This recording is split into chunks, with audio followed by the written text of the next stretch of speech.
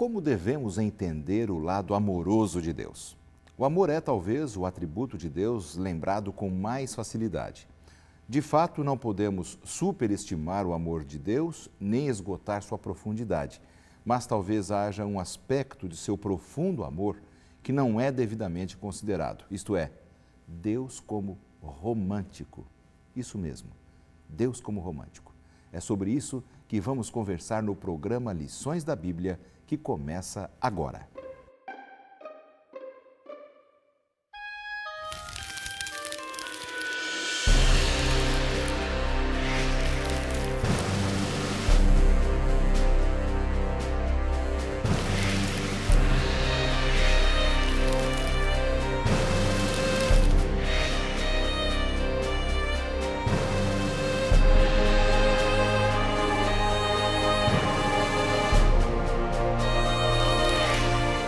Há muito que o Senhor me apareceu dizendo: com amor eterno te amei, também com amável benignidade te atraí.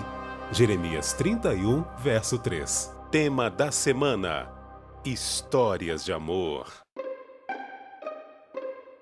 Estamos começando o programa Lições da Bíblia desta semana e, como você já percebeu na introdução, vamos estudar um tema diferente, inédito, histórias de amor da Palavra de Deus, para nós entendermos que Deus também é romântico.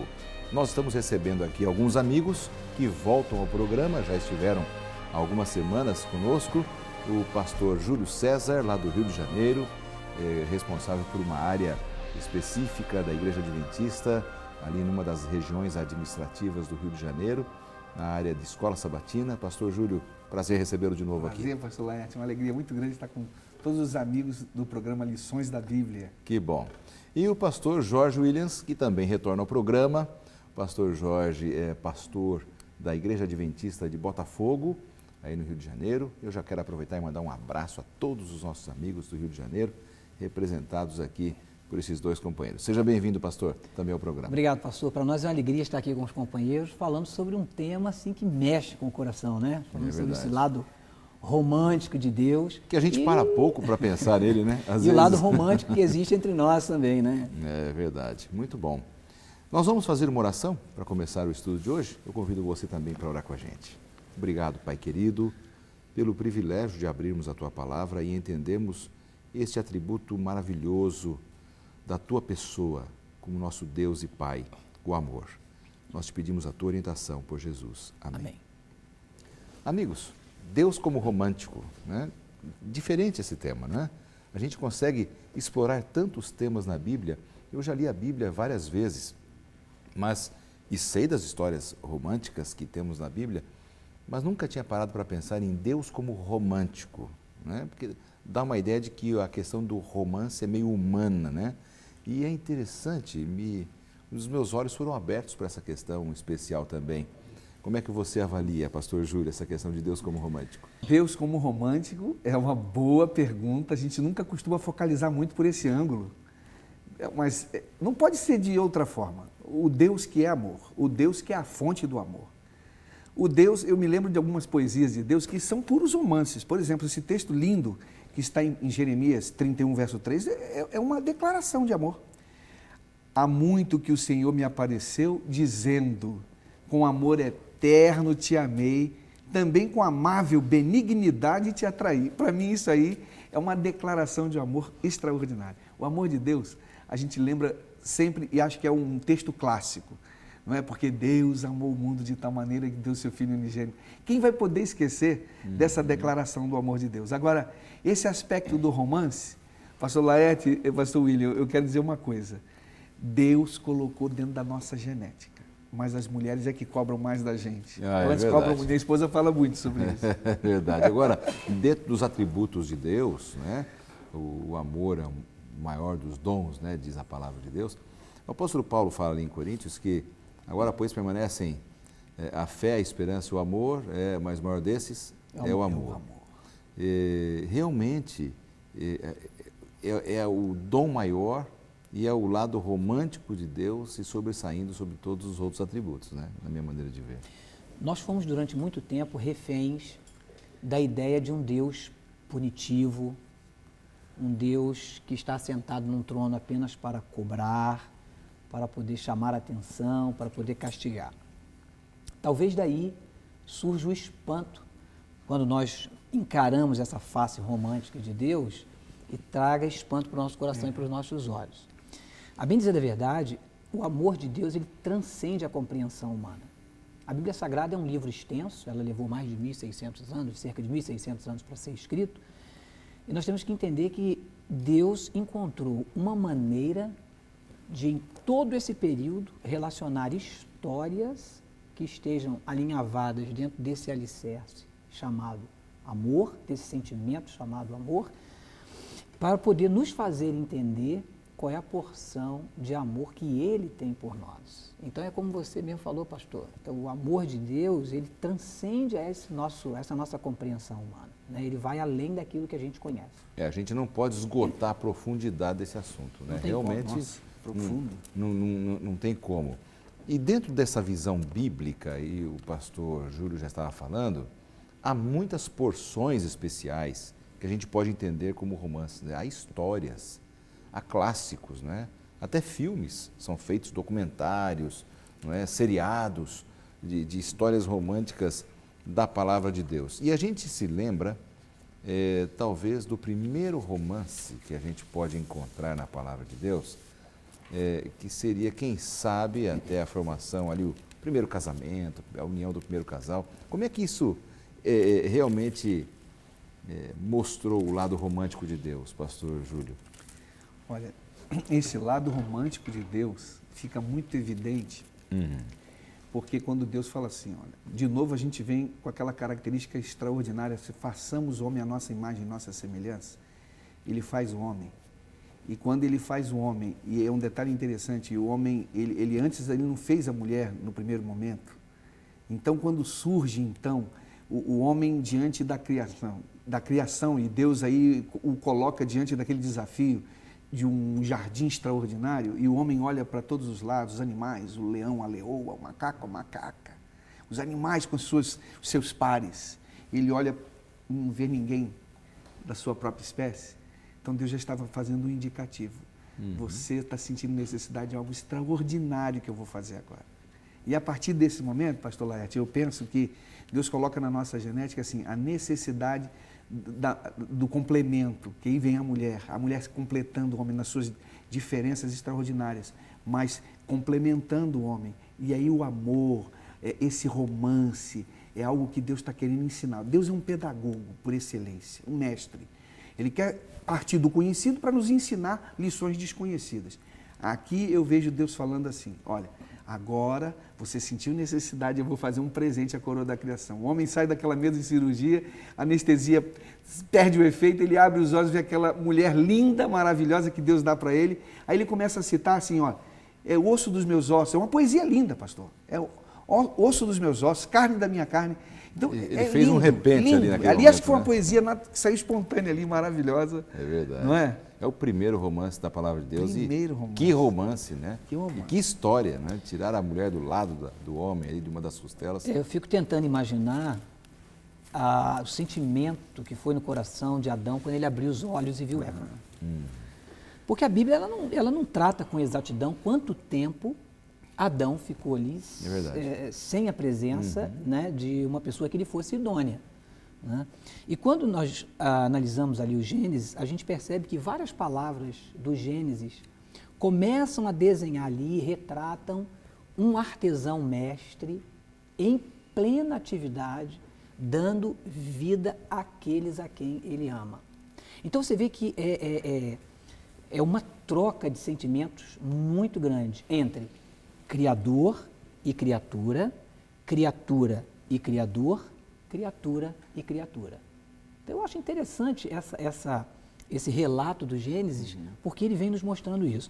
Quando Adão dá nome a Eva, a tradução do nome é suave. Note como que isso acalentou o coração de Adão, né? Ele deve ter pensado assim, puxa, até que enfim agora apareceu alguém que me é similar, né? Para eu poder compartilhar a alegria plena desse local, que é um lugar fantástico, né? Se hoje a gente a gente já se deleita com a natureza, né, de Deus, que dirá naquela época. Agora, o que vocês imaginam? Por exemplo, eles estavam profundamente ligados, né, um com o outro, tanto já pelo amor que penso que Deus já deve ter dotado Adão e Eva, porque Eva já nasceu grande, adulta, já foi criada adulta. Adão também. Então, eles foram dotados da capacidade de já começarem a amar de forma madura, já logo no início da vida. Adão olhou para aquela mulher e a amou, né? Estavam ligados profundamente por esse aspecto de ter sido tirado do seu próprio corpo. Existe alguma relação, por exemplo, do fato de Deus ter tirado a mulher da costela e não de um outro lugar do corpo de Adão, por exemplo? Existe alguma relação que possa ser tirada alguma informação, o método de Deus ao ter escolhido a costela de Adão? Olha, pastor, a gente, no livro de Gênesis, o relato que Moisés faz, ele é bem conciso, bem objetivo, mas há uma relação extraordinária que pode, implicitamente, até quem sabe de forma mais explícita, a gente vai entender isso. Você nota, por exemplo, quando Deus está falando, eu tiro da costela, de alguma forma Deus está falando, eu estou tirando alguém que é para ser sua parceira. Ela vai fazer parte da sua equipe. Ela não é uma oponente, ela não está jogando contra você. Eu não estou tirando da cabeça nem dos pés, eu estou tirando do lado. Eu estou tirando da costela porque a costela representa os ossos, e os ossos representam assim, coisas perenes, coisas duráveis. E esse relacionamento deve ser tão duradouro quanto os ossos. Se a gente for fazer assim, uma interpretação desse texto, e alguém em sã consciência jamais feriria a si próprio. Então, quando Adão fala assim, é carne da minha carne, é sangue do meu sangue, Deus está querendo dizer assim, filho, ame-a, faça tudo o que você gostaria que ela fizesse para você, porque se você não machucaria você mesmo, então não a machuque. Então, e vice-versa. Então, eu acho que são relações extraordinárias aí que a gente pode tirar do que Deus está falando ali naquela poesia, né? Interessante. Eu acredito que Deus fez desta maneira para criar ali um sentimento de cumplicidade. Olha, é sua parte. Não foi tirado de um elemento fora de você. É parte, né? É parte de você. Integrante dentro, é parte integrante de você. Tanto para Adão quanto para Eva. Em se tratando de relacionamento e tomando como base o relacionamento do primeiro casal, a gente poderia aqui trazer para os nossos dias uma lição específica de como deveria ser o relacionamento entre um homem e uma mulher, esperado por Deus, haja vista a base da criação desse relacionamento vindo das próprias mãos de Deus. Ou seja, o autor do relacionamento é Deus. E como que ele espera que o relacionamento seja hoje também. É verdade. E às vezes nós paramos pouco para refletir sobre isso, e às vezes num relacionamento conjugal, a gente percebe que o casal hoje vive tanto estresse, tanto problema, tanta dificuldade, né, que o nosso mundo impõe, a necessidade de sobrevivência, que às vezes os casais gastam pouco tempo para explorarem essa questão do romantismo, do relacionamento, do tratar bem. E quem sabe você que está nos assistindo vem enfrentando dificuldades com o seu casamento, com seus relacionamentos, com o seu relacionamento, e Deus, com certeza, tem uma expectativa grande sobre o seu relacionamento, sobre o nosso relacionamento, e devemos ter essa honra de tratar bem o nosso cônjuge, para que realmente vivamos uma vida feliz, num pleno romance. Deus ansiava isso para os nossos primeiros pais. Eu acredito que a partir do momento que a gente entende que, conforme a ordem de Deus, deixa o homem, o pai e a mãe, une-se a sua mulher e ambos se tornam uma só carne, eu deixo de priorizar aquilo que é atinente só a mim mesmo. Eu passo a me preocupar com o meu cônjuge, com o meu próximo. Então é interessante, quando o meu relacionamento está embasado em fazer o outro feliz, e se isso se torna uma via de mão dupla, eu não vou dizer que o casamento não vai ter problema nunca, mas você consegue administrar as dificuldades do dia a dia com muito mais facilidade. É verdade, é verdade. Agora, na experiência de vocês como pastores, por exemplo, vocês acreditam que muito das separações hoje, né, que os casais enfrentam, e a gente percebe que até dentro das religiões cristãs hoje, que era como até alguns anos, era um reduto, havia um campo de proteção, mas é impressionante como a perda desse romantismo no casamento tem levado casais a se separarem. Vocês acreditam que essa perda da visão romântica tem contribuído para muitas separações hoje, inclusive entre os cristãos? Olha, eu vou te dizer, pastor Laerte, eu lembro assim, no meu início do casamento, no namoro, casamento, e minha esposa sempre falando assim: Júlio, você me ama? Amo, minha filha, claro que eu te amo. Mas toda hora ela queria que eu falasse isso e repetisse isso. Eu vi assim, a mulher tem essa necessidade e o homem também tem. E eu fico pensando, quando a gente tem pouco tempo para se comunicar, pouco tempo para falar, pouco tempo para ouvir as pessoas, e eu digo, não é ouvir simplesmente do ponto de vista auditivo, eu falo figuradamente, você que está nos ouvindo agora e vendo, ouvir com o coração, porque você pode estar ouvindo, mas as coisas não entram no ouvido. Você pode estar dando atenção a muitas coisas, e há muitas coisas hoje que estão interferindo na verdadeira felicidade da família. Você chega em casa, você está cansado, você passou um dia tremendo, e você toma um banho, você se coloca no sofá, vai ver algo que já está pronto, e você de repente não tem tempo, está vendo um jornal, ou alguém está vendo outro programa, e um filho pede alguma coisa, uma filha pede: pai, vou te mostrar uma coisa, e você está olhando para o jornal e olhando para a filha, não sabe para quem olha, a esposa fala contigo, você está olhando, enfim, vice-versa. Eu acho que essa perda foi porque a gente luta para ter e esquecemos de que precisamos ser. Valorizar o ser humano, valorizar as pessoas, ouvir, brincar um pouquinho, estar com as coisas mais naturais possíveis, sair um pouquinho daquele compromisso para ter coisas. E acabamos perdendo as pessoas pelas quais nós buscamos fazê-las felizes, né? Verdade. Com as coisas. É verdade. O casamento é uma lei. Não é? Ellen White, uma escritora americana, ela diz assim: então, ao unir o Criador às mãos do Santo Par em matrimônio, dizendo: o homem deixará o seu pai e a sua mãe, pegar-se-á a sua mulher, e serão ambos uma só carne, enunciou ali a lei do casamento para todos os filhos de Adão. Nós estamos violando um princípio, uma lei estabelecida por Deus. Por que o fazemos? Jesus responde: por causa da dureza do seu coração. Hoje, há um aumento absurdo no número de divórcios nos Estados Unidos, no Brasil. De 1984, foi feito um levantamento pelo IBGE, de 1994 para 2007, um número assim assustador de divórcios, né? E muitos deles antes dos primeiros 7 anos de casamento.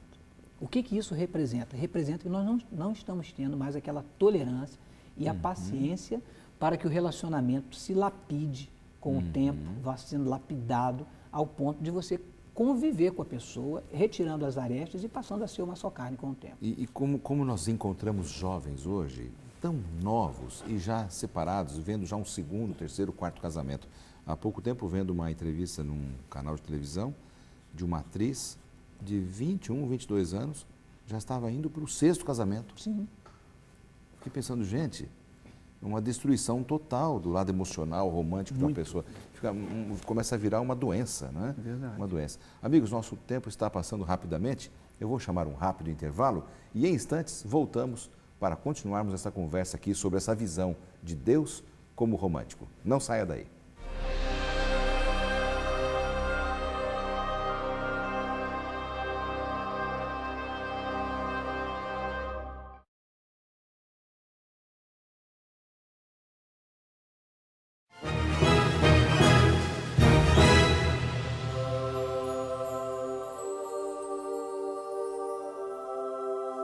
Esse é o segundo bloco do programa Lições da Bíblia desta semana e já quero começar o bloco dando presente para você, tá bom?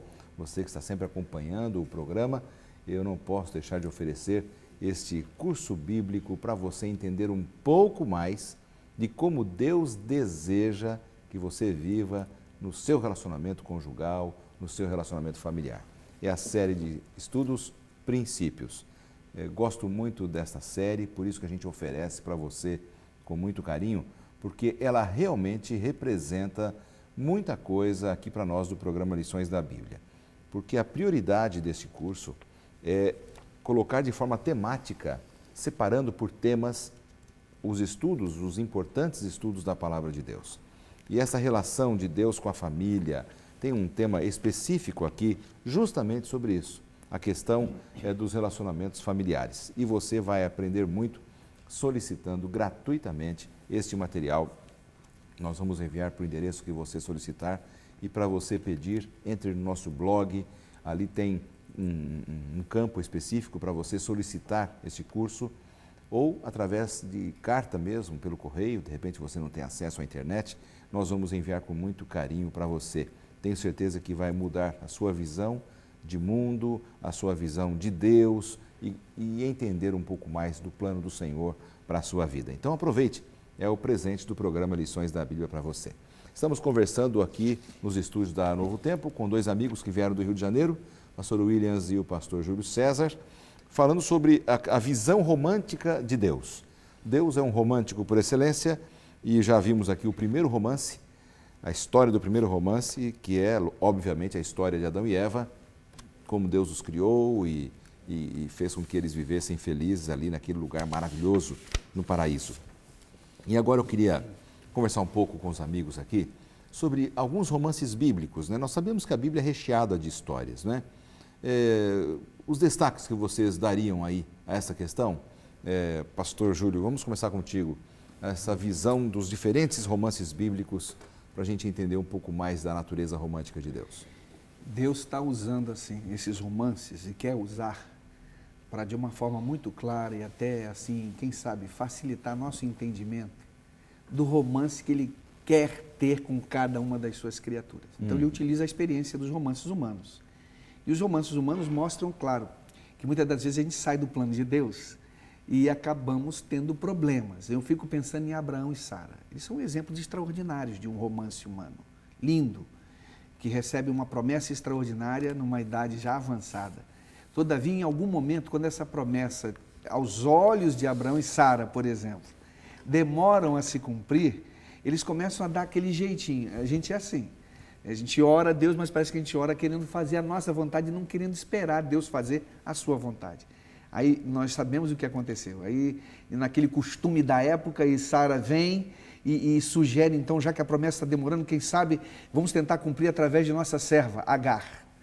E aí a gente verifica que um romance que poderia ter tudo para não ter essa experiência amarga, triste, que não há dúvida, você vê no relato bíblico, ali em Gênesis 16... Eles tinham uma ligação muito forte. Tinha uma ligação muito forte um com o outro, uma ligação extraordinária. Quando há essa ruptura, quando há o relacionamento de Abraão com Agar, aí você nota então aquela questão que começa a existir, a família começa a se dividir, aí vem os olhares, o ciúme, enfim, isso traz problemas dramáticos. Isso é um exemplo que eu queria deixar aqui de romance, belo, bonito, mas que em algum momento há esse aspecto que pode trazer prejuízo quando a gente não segue o plano de Deus. Sua visão, pastor William, sobre esse ponto, os romances bíblicos. Todos nós gostaríamos que o romance fosse algo assim perfeito, cinematográfico, não é? E ambos viveram felizes para sempre. Como se fosse um final de novela. Exatamente. Né? Mas isso não acontece na vida real, eu sei disso, você sabe disso, todos nós aqui sabemos, o telespectador que está em casa sabe disso também. Mas por um lado, eu vejo que é positivo o fato de estar inserido na Bíblia essas dificuldades do dia a dia no relacionamento de um casal. Isso prova que eles conseguiram superar e vivenciar essas diferenças como casal. Isso, para mim, é uma lição de vida para cada um de nós. Preste atenção nessa declaração aqui, olha. Embora possa surgir dificuldades, perplexidades e desânimo, nem o marido, nem a esposa abrigue o pensamento de que a sua união é um erro ou uma decepção. Resolva cada qual ser para o outro o que é possível. Continuai com as primeiras atenções. Isso é um conselho para nós, para aqueles que estão nos assistindo, não é para você que está vivenciando aí um casamento, quem sabe, assim, corroído com o tempo, né, com problemas, vivendo no dia a dia. Deus espera que os nossos relacionamentos superem essas dificuldades do dia a dia.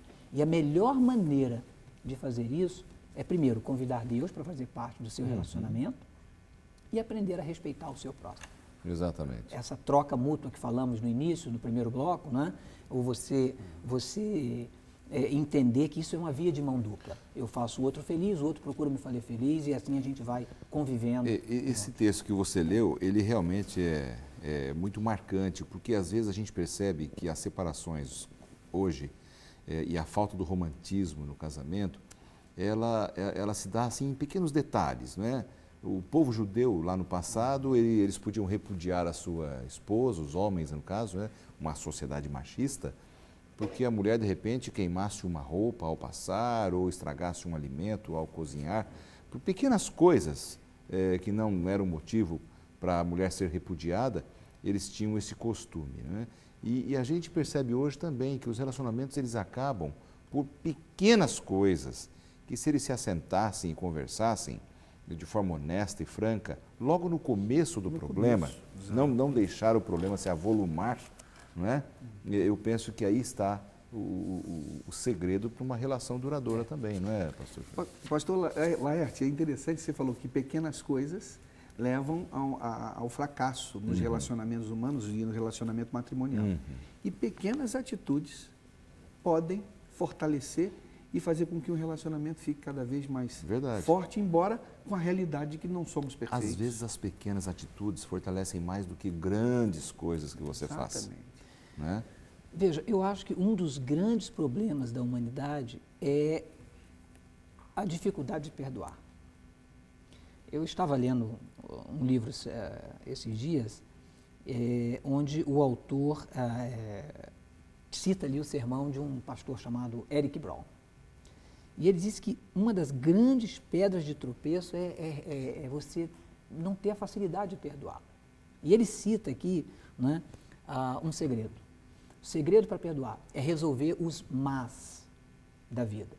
Porque às vezes quando você tenta perdoar, ele colocou um enunciado aqui, diz assim, mas eu não tenho vontade de perdoar. Né? Eu não quero perdoar. Né? Eu não consigo esquecer. E a pessoa que me ofendeu vai ficar impune? Exatamente. Então, todos esses detalhes, isso não é justo, né? E se ele fizer isso novamente? Né? Então, nós precisamos aprender a perdoar e dar alguns passos para que o relacionamento seja consistente, vá amadurecendo e o casal possa desfrutar de felicidade. É fato de que pequenos detalhes ajudam mais do que grandes problemas. Não é? Então, esses pequenos detalhes do dia a dia, esses pequenos gestos, como o pastor Júlio colocou aqui, eles vão alicerçando o matrimônio. E é o reconhecimento e a valorização do próximo. Eu acho que isso é importante. Hein, William, sabe que eu lembrei, você falando assim? Lembrei assim, você fala assim, minha filha, eu te amo, amor, essa comida está deliciosa. De forma sincera e franca. Filho, eu fico muito feliz, a esposa dizendo, olha, fico orgulhosa de saber que você trabalhou o dia todo, nossos filhos, nossa casa, a gente sabe da tua luta. São coisas, não parece nada, mas não é? Você valoriza, são palavrinhas, é como se você estivesse regando a planta, né? Planta tem de água, precisa de água, o amor, o relacionamento precisa de palavras de apreço, de carinho. Eu tenho uma preocupação como pastor, né?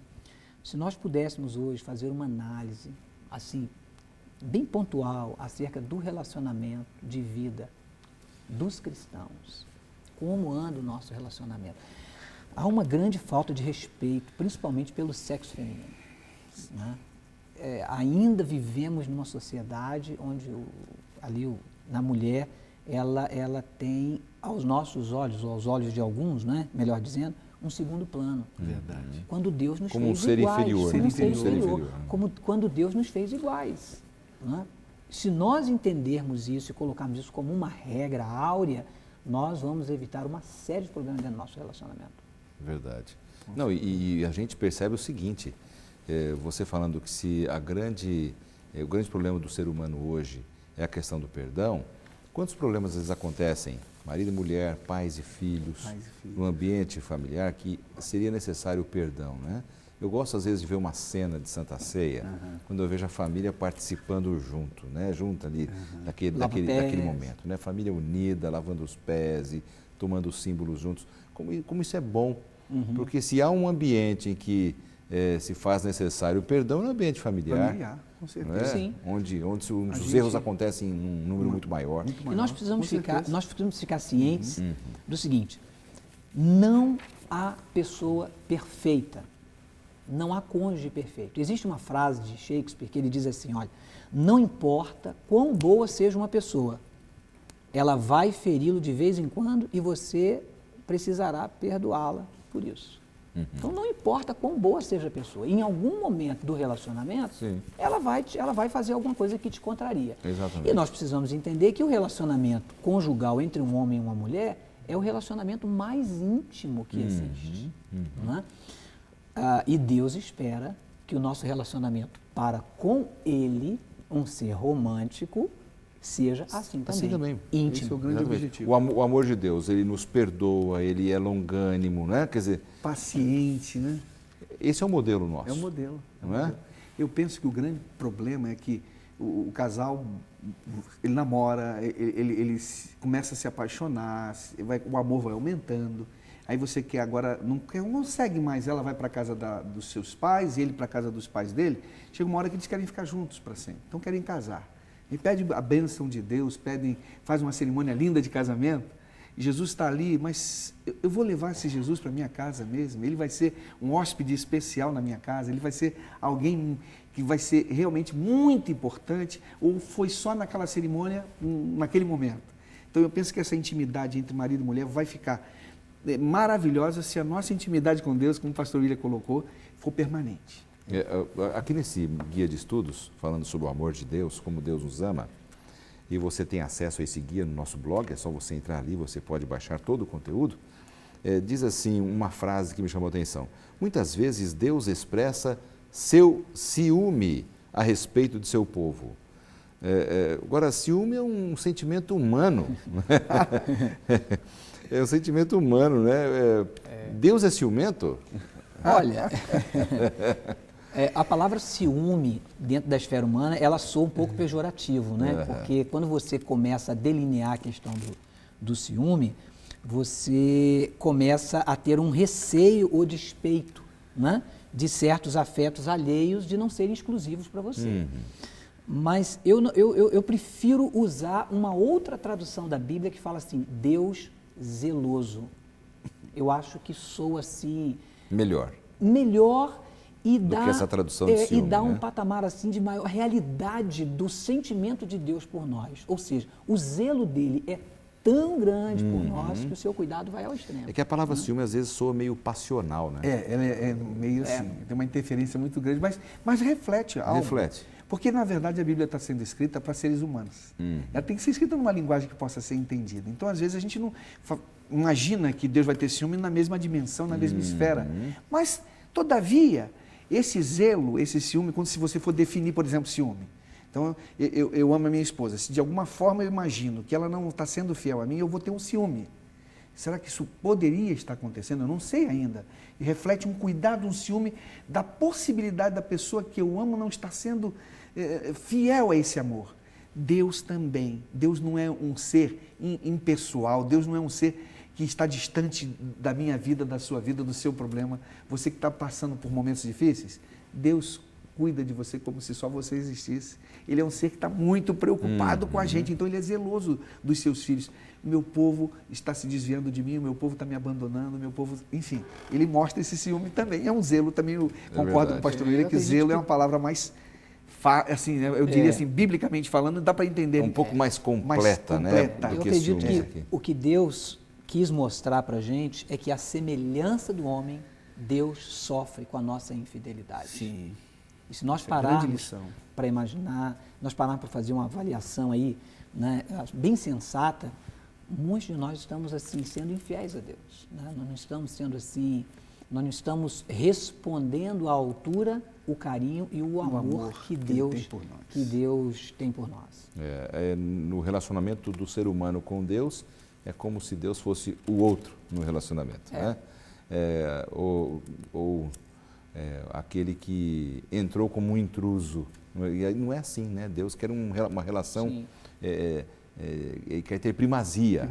O autor do manual, ele nos leva a um pensamento seguinte: o maior grau de intimidade que existe na esfera humana é de um homem para com a mulher. Um grau maior de intimidade do que esse se espera entre criatura e criador. Ou seja, a sua intimidade com Deus tem que ser maior do que a sua intimidade com o seu cônjuge. Verdade. Muito bem, meus amigos. Vamos para mais um intervalo e em seguida voltamos para o terceiro e último bloco do programa Lições da Bíblia desta semana. Voltamos já.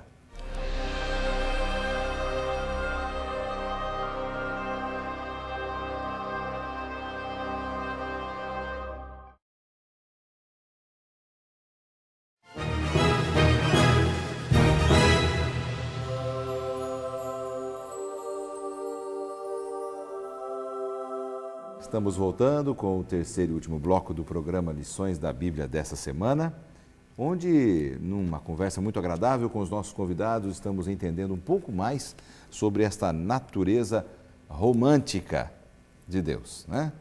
Interessante, né? Deus como romântico, uma coisa maravilhosa. Agora, a Bíblia, ela é um livro de muitos romances, e ela é um livro que é assim, interessante, apesar da época em que foi escrita, né? A palavra de Deus é muito antiga, tem sido preservada através dos séculos, né? Por Deus. Ela traz assim, algumas histórias interessantes de mulheres que foram honradas, homens que honraram suas esposas, numa época em que esse contexto de respeito à mulher era muito baixo, né? Agora, com todo o desenvolvimento que nosso mundo tem, a gente percebe que ainda, o pastor Williams tocou no finalzinho do bloco anterior um pouco nisso, ainda a gente percebe que a mulher tem ainda um espaço limitado, quer no campo profissional, quer nas expectativas de atividades que ela possa exercer. Como é que vocês começam a ver esta questão hoje da mulher nos dias de hoje e daquilo que Deus quer, como a Bíblia quer, como um livro de romance diz para nós? Como é que vocês veem essa questão? Eu acredito que a mulher, ela conseguiu galgar vários degraus, não é? Talvez ela não tenha chegado ainda no topo daquilo que Deus espera como relacionamento de ser humano iguais, né? Porque Deus não faz acepção de Deus pessoas e de sexo, né? Exato. Por uma questão de cultura, né? Por uma questão histórica, né? A mulher tem sofrido aí ao longo da história essa diferenciação quando não deveria haver. Né? Agora, como cristãos, eu acredito que nós deveríamos dar o primeiro passo, tomar a iniciativa para fazer e colocar a mulher no seu devido lugar, no papel que ela merece na sociedade, né? Porque nós precisamos entender que ela é uma obra das mãos de Deus. E se é obra das mãos de Deus, meu amigo, nós precisamos respeitá-la. Exatamente. Na inteireza do seu ser. O que me preocupa é que com a entrada do pecado, da rebelião contra Deus, contra as orientações claras de Deus para o ser humano, para a família, aí você vê que, na verdade, a fragilidade física, não estou dizendo que a mulher seja o sexo fraco do ponto de vista do pensamento, da capacidade laborativa, do ponto de vista da inteligência, mas do ponto de vista físico, ela acabou de alguma forma sofrendo imposições a partir do próprio homem. Então, quando você vê a mulher sendo destratada, sendo maltratada, sendo de alguma forma violentada, nos aspectos psicológicos, nos aspectos físicos, você vê que o ideal de Deus foi quebrado. A mulher foi tirada do lado do homem, agora, depois do pecado, ela começa a ficar inferior ao homem. E você vê isso com a criança, você vê com o idoso, mas de uma forma específica com a mulher. Eu penso assim, nós cristãos temos que lembrar da cruz, que é o ponto de equilíbrio no centro. Que em Cristo Jesus não há judeu, nem grego, nem macho, nem fêmea, ou seja, nem homem, nem mulher, todos são iguais. Mas na prática, será que é isso mesmo? Ou eu chego lá, pastor Leste, na minha casa, trabalhei o dia todo, a esposa está trabalhando, hoje é difícil, a mulher tem dupla jornada, mas há mulheres que ainda cuidam do lar, e o marido pensa o seguinte, não, eu fiz tudo lá fora, estou mantendo a minha casa, acabou. Agora minha esposa se vira sozinha, mas se você olhar a jornada do trabalho que ela está tendo lá, ela é uma sócia. A mulher faz uma segunda, uma terceira jornada impressionante. Tremenda, né? tremenda. Agora, veja, nós vivemos numa sociedade com tanto desenvolvimento e hoje as mulheres têm muito mais abertura para determinadas coisas do que no passado. E mesmo assim, a gente vê ainda um desrespeito muito grande. O excesso de liberdade ou liberalidade nos relacionamentos e até no comportamento sexual entre os sexos, isso pode favorecer um desrespeito à mulher? Porque hoje a mulher é vista, às vezes, por alguns, como um objeto sexual. Sim. Não é? Apenas um objeto. Não é? O comportamento da sociedade, que tanto cobra uma maior abertura para a mulher, essa mesma sociedade ainda continua vendo como um objeto. Isso tem alguma relação? Eu acho assim, é muito complicado. Nós estamos aqui numa mesa onde só existem homens, né? E talvez... Aliás, nosso programa é muito machista mesmo, né? Trazer mais Olha, mulheres as para mulheres cá, vão né? começar a cobrar agora, hein? Pode parecer que qualquer opinião a esse respeito seja um pouco tendenciosa, né? Mas eu vejo da seguinte maneira: com essa abertura feminista, né, nos meados de alguns anos atrás para cá, a mulher pulou de um ponto ao outro, não é? Eu não estou aqui generalizando os dados que vou fornecer agora, mas algumas mulheres se deixaram levar por essa abertura a ponto delas mesmas se colocarem na situação de mulheres objetos. Né? Então, eu acho que se nós queremos chegar a um patamar de igualdade, nós precisamos andar esses passos assim paralelos. O homem precisa entender e ver a mulher como obra das mãos de Deus, como ser criado igual a ele, e a mulher precisa também enxergar-se como tal. Exatamente, exatamente. Nós temos uma pergunta que foi enviada por uma telespectadora. Vamos ver agora essa pergunta. Oi, meu nome é Norânia e tenho uma pergunta para vocês. Como a visão da sociedade em que vivemos pode facilmente conduzir ao abuso dos prazeres físicos que Deus criou para nós? É bem dentro do que nós estávamos falando, sim. não é? Realmente, essa visão da sociedade, será que tem contribuído para essa questão do abuso? Porque hoje, como tem abuso, pai abusando de filha, de filho, isso no campo sexual, não é? Não estou nem falando do campo emocional, porque isso aí tem muito. Mas é impressionante, né? Aquele que deveria ser o guardador, o cuidador, é o agressor, não é? É aquele que cria um monstro, né? Que está criando um monstro quando ele agride. Até que ponto a nossa sociedade contribui para isso, pastor Júlio? Quando você perde a essência da existência da família, quando você perde a existência da visão de Deus para a família, para o ser humano, de que o amor é algo que ele cresce, que ele permanece quando nós permanecemos ao lado de Deus. Há uma preocupação de Deus. É interessante, pastor Laércio, eu queria abrir um espaço aqui para lembrar desse detalhe que eu lembrei agora. Lá no início da criação, Deus cria em uma semana todo o processo de vida para na sexta-feira criar o homem. É interessante que a preocupação dele em Gênesis 2,18 não é bom que o homem viva só. Você vê, ele não estava preocupado se havia um problema no macrocosmo, na Lua, o Sol e os planetas, se pudessem se chocar e impedir a vida na Terra. Não estava preocupado com o microcosmo. Será que Deus poderia, hipoteticamente, dizer assim, Jesus, Espírito Santo, a questão da proporção do oxigênio e hidrogênio estão nas proporções adequadas para que a vida possa existir na Terra? Não era isso a preocupação de Deus. A preocupação de Deus, o homem não pode viver só.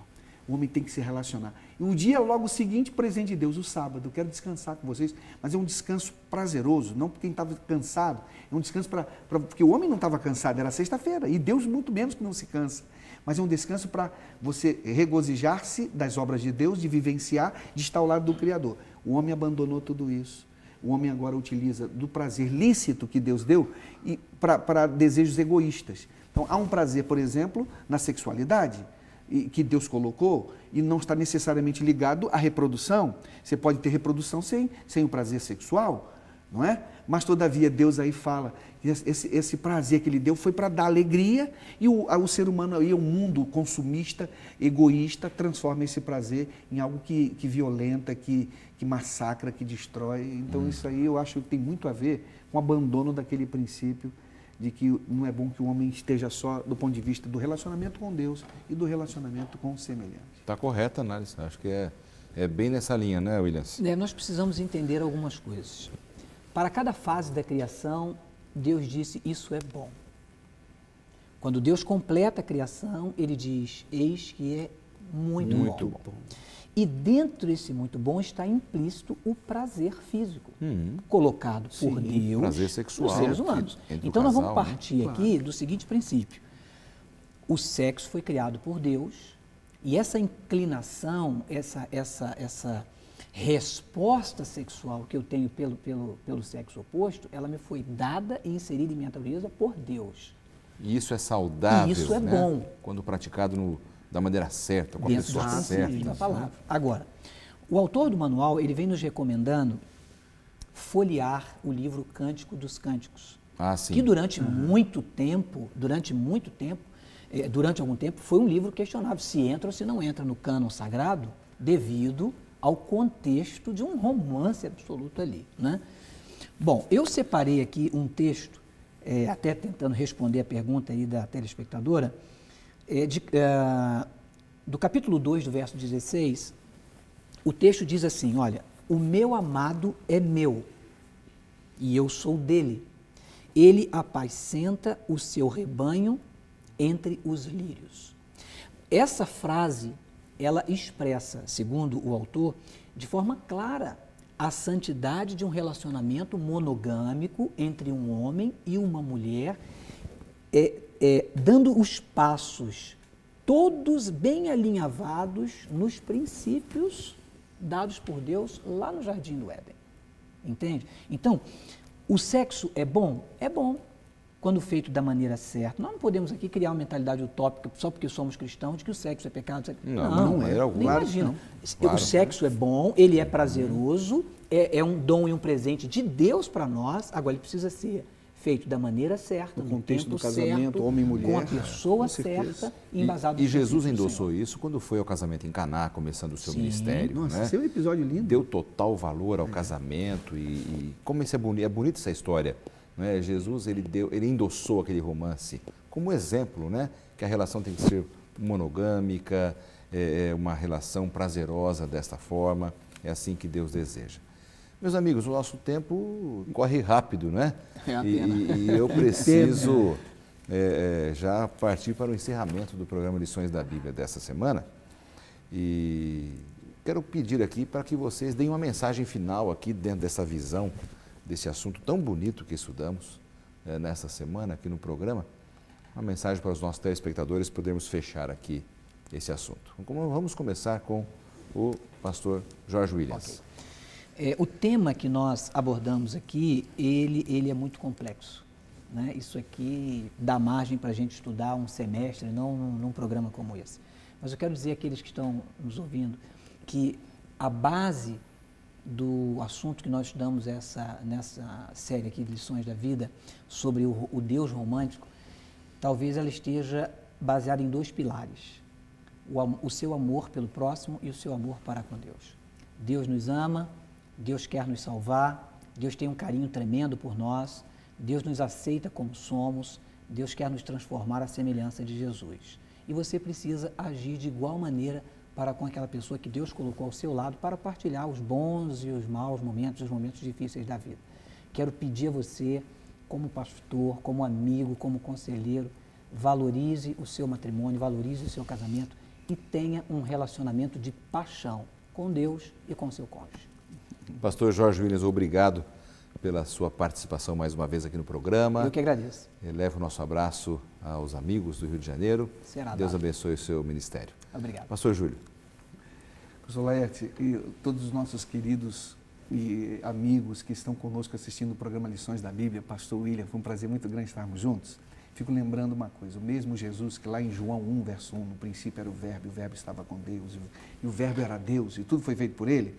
Esse mesmo Jesus que oficiou o primeiro matrimônio lá no Éden, esse mesmo Jesus, quando se faz homem, ele nasce, e quando ele já é adulto, começa o seu ministério, sai do deserto, o primeiro milagre dele é a festa de um casamento, ele abençoa, ele sai exatamente assim de um cálice, né, tremendamente de angústia, para no milagre do casamento ser exatamente uma bênção para aquele casal. É o que ele quer fazer na minha vida, na sua vida, na vida de todas as pessoas, solteiros, não quer necessariamente dizer de casados, é uma relação que Deus está também desejando e ansiando para todas as pessoas, é que Jesus é aquele que abençoa, ele faz uma diferença. Tudo que Jesus, onde ele se faz presente, as pessoas vivem de uma maneira muito melhor, porque os sonhos dele são melhores do que os nossos sonhos para nós mesmos. Graças a Deus, né? Obrigado, pastor. Pastor Júlio César, obrigado também pela sua participação. Leva o nosso abraço aos seu povo lá. Obrigado. E que Deus abençoe o seu trabalho e o seu ministério. Deus abençoe a você também, que acompanha sempre o nosso programa, a sua família, a sua vida romântica, que você possa se enriquecer na luz do romantismo que Deus tem por cada um de nós. Vamos orar para terminarmos o programa? Pai querido, obrigado por essa visão romântica que tivemos da tua pessoa. E como tu desejas que nós vivamos também o romantismo em nossos relacionamentos. Ajude-nos para que possamos encontrar sempre a felicidade em ti. Em nome de Jesus. Amém. Amém.